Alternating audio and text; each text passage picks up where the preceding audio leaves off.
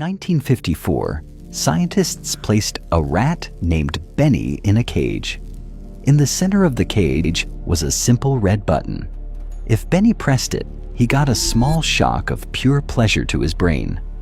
At first, Benny pressed it by accident, but soon he understood the transaction. Press button.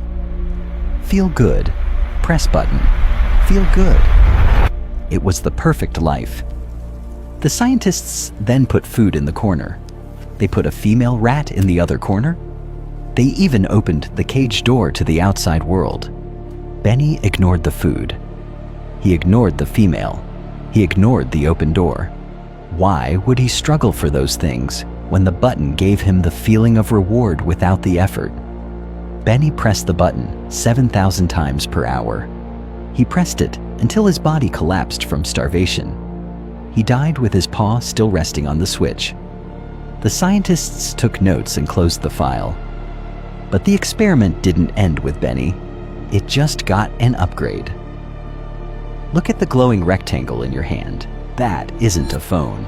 That is the button. I left social media, as many of you know, and I hired a company to take care of it instead. And part of the reason was very much this. There's a book I recommended called Dopamine Nation. They're not paying me for this, by the way, but it's a great book for understanding the psychology of what happens to us as we become more and more hedonistic. We're heading towards kind of this high where we're all rushing towards dopamine. And there are things in life more conducive to getting dopamine than sex. Like drugs, cocaine, alcohol, even your mobile phone releases this charge of dopamine, which dopamine is the happy drug. But this book explains how the more you pursue that happiness, the more depressed you become, because the same receptor that produces happiness also produces anxiety. And so the more you try to pursue it, the less happy you become, the more anxious you become. So this book offers something different. It says actually, instead of pursuing happiness, pursue pain.